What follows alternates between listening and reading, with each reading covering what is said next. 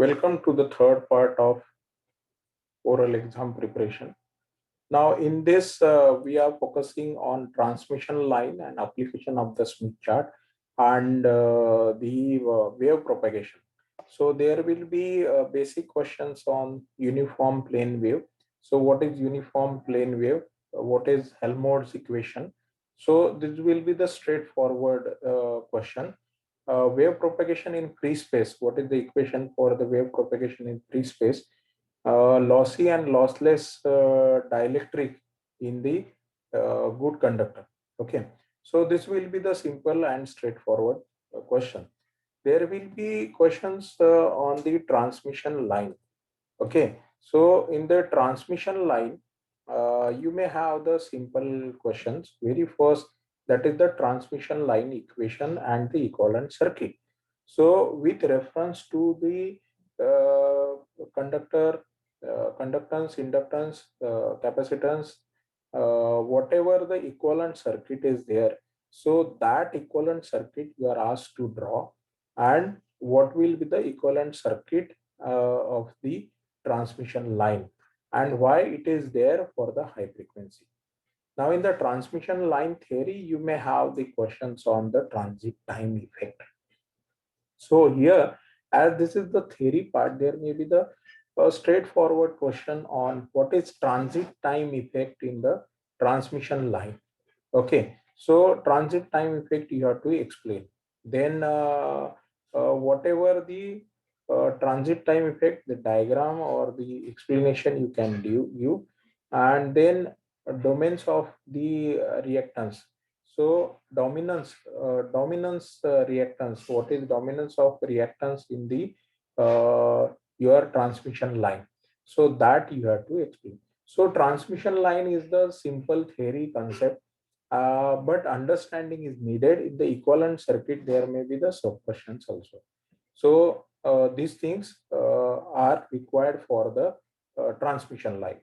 Okay, and in the transmission line, input impedance and wave ratio, power, and the other question, the quarter wave transformer. So that also can be asked. Okay, so now we'll go for the last topic, that is the application of the Smith chart. Now, in the Smith chart, you may have given a Smith chart and ask in the Smith chart. That is why you require the Smith chart. Why graphically what you are representing on the Smith chart? What the various concentric circles are representing? What is the horizontal line representation? If you have the horizontal line, what is the representation? So you know that on the horizontal line, it is representing your real part of the impedance if it is the impedance plot, and how you can plot the impedances. Suppose a Z1 is given, Z1 value may be given, suppose 100 ohm, 100 plus J 50 ohm is the Z1, and its characteristics impedance is 50. So what is the procedure to plot it? So you know that you have to first do the normalization. So 100 by 50 and 50 by 50. So it comes, that is Z1 comes 2 plus J1. Okay, so that you have to plot. So how you will plot on the Smith chart? So you may have given a Smith chart and you are asked to plot on the Smith chart or locate on the Smith chart how you can draw on the Smith chart. This may be the simple question. What is the short circuit on the Smith chart? That is Z equals to 0. What is the um, infinity? That is the open circuit on the Smith chart. So various, as you people have done the location plotting the various impedances on the Smith chart, so that can be done, that can be asked, locating the various impedances on the Smith chart. Then next part on the Smith chart come, if you have impedance Z1, how you can convert to the impedance Y1. Okay, so you know the procedure that how the Z can be converted to the Y horizontal line and what will be the value. So at the time of the oral exam, if you require, it is advised that you can have the Smith chart with you and all the necessary requirement, that is the scale, pencil and all this, so that you can draw on the Smith chart and you can answer the question that for this impedance, this will be the appropriate admittance, and you can show your Smith chart. This way can be done. So the on the Smith chart, locating impedances, locating admittances, converting impedance into the admittance. So this question may ask in the exam. So these are the simple question. If you will focus on the, if you had practice of understanding in the Smith chart, so it are the very general and simple questions. Then the second part of the Smith chart, it comes, that is the equivalent circuit. So as we have the equivalent circuit impedance calculation by using the Smith chart. Now, here this is somewhat tricky question may ask. In the impedance calculation, if you have given a circuit, that is a circuit having inductor, capacitor or something, and how the equivalent impedance can be calculated.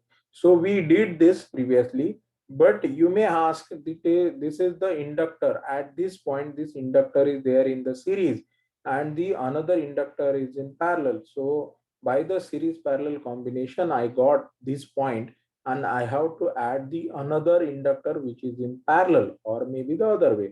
So what is the procedure? What you will do on the Smith chart? So here the practice of converting or the finding out the equivalent impedances on the Smith chart is required, or when you will convert admittance to impedance. As we know that if the element is in series, then simply you can use the impedance. On the impedance line you can go forward. If the element is in parallel, then impedance you have to convert to the admittance, as I discussed here, that 180-degree line you can convert it in the admittance, and then you can add the reactance part. So here only adding the reactance part may be discussed, and you are required to find it out whether you have to go clockwise or anti-clockwise for adding the impedance part, reactance part. If the reactance part is suppose zero point 0.3 susceptance for 0.3, so whether minus zero point 0.3, then you have to go down or up. So that way you have to understand on the Smith chart. If it is in series and plus, then whether you have to go up or down, and how reactance can be added. So this question practically can be asked by on the Smith chart. Smith chart may be displayed and you have been asked to find it out. So I hope that it is beneficial to you on this using the Smith chart. If you will do this much part, yes, there will be some surprises. That is, this is not the simple the entire scope. There may be the question beyond that, whatever I discussed. But yes, obviously, if you will prepare this much, then your presentation or your preparation for the oral will be quite good. So all the best for all of you for your oral exam. Thank you.